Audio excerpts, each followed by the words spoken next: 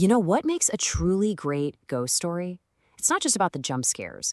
The best ones, they're built carefully, brick by brick, creating this sense of creeping dread that gets under your skin.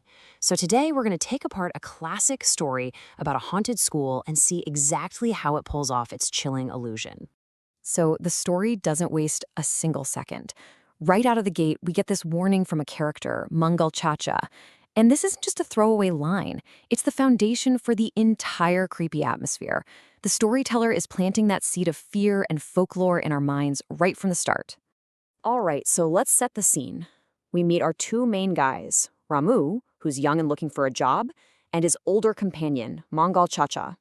They're traveling through this dark, spooky jungle at night, and this is where the story's real tension is born. Not from a ghost, but from a major clash in how these two see the world. And this is the core of it, right?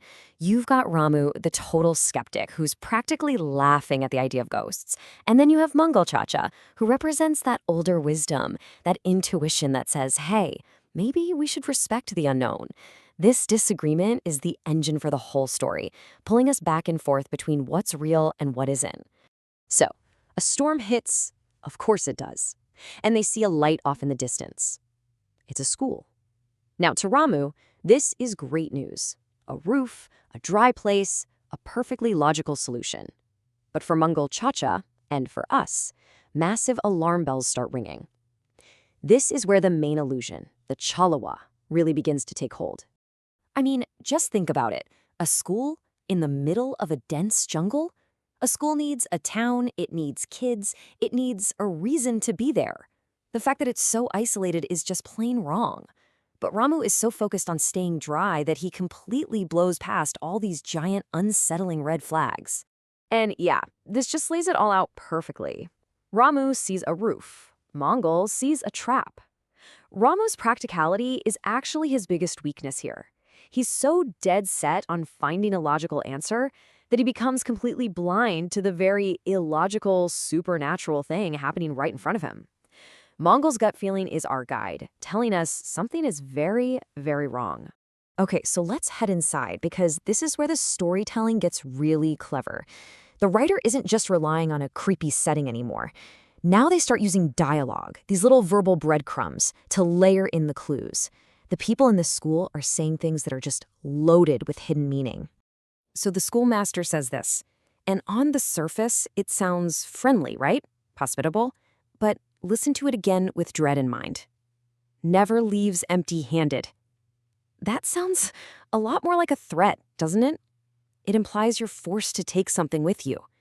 It's just a brilliant, sinister line. And then get this, the master starts telling them a ghost story about the very school they are sitting in. He's basically telling them the truth, just disguised as a local legend. But Ramu, our skeptic, just brushes it off. He thinks the master is just trying to spook him, and he completely misses the warning about his own fate.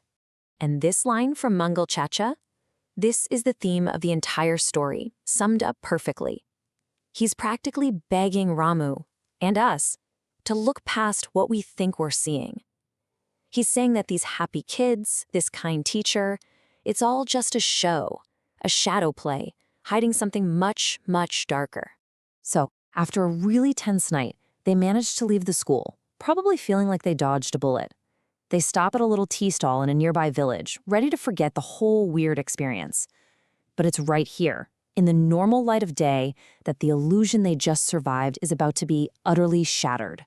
Remember what the master said as they were leaving? This weirdly familiar, kind of clingy comment. At the time, they just blew it off as strange, but this line is about to be reframed in the absolute worst way possible. It wasn't a weird joke. It was a promise. So as they're walking, this is what they're arguing about. Ram was trying to rationalize everything, while Mangal is just convinced that place was evil. They're still working under the assumption that they just met some very strange but very real people. They have no idea what's coming. And there it is, the twist. Delivered by a random tea seller, that one sentence completely flips the entire story on its head. The welcoming master, the lessons, the laughter, it was all an encounter with the dead. The place they thought was a shelter was actually a graveyard. And that's the moment the dread turns into pure horror. So obviously, they're in total shock. They get sent to the village sarpanch, the headman, to get the real story. And this is the point where the story shifts from just a creepy memory to an active fight for survival. They're about to learn the full history of the place that has now marked them. The absolute terror on the Sarpanch's face confirms everything. And listen to that phrasing. You have come into their sight. That is so much scarier than just saying you saw them. It means the ghosts have seen you. You've trespassed, you've been noticed, and now you're part of their world. And here it is, the tragic backstory that explains the whole illusion. This haunting isn't random at all. It was born from this horrible, violent tragedy. The ghosts are stuck, reenacting their final moments, trying to lure new travelers into their ghostly classroom.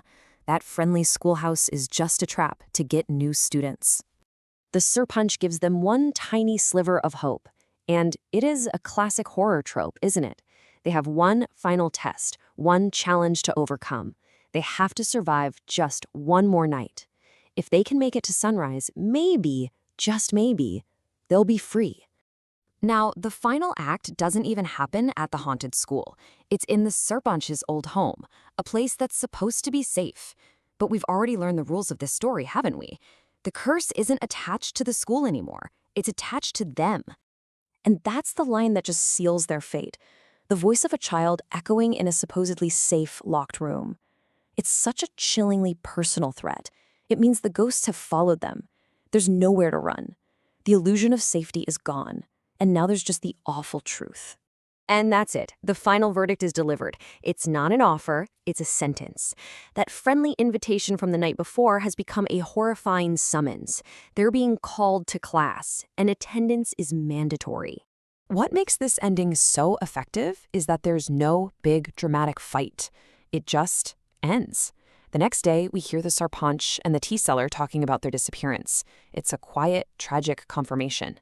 The curse did its job, the school has its new students, and the story comes to its grim, inevitable close. So what's the real takeaway here? Was their fate sealed the moment they saw that light in the rain? Or was it Ramu's refusal to see the truth? His insistence on believing in a logical illusion over the terrifying reality that ultimately doomed them both? The story doesn't really say, leaving us to wonder about the shadows that hide the truth. And maybe the shadows in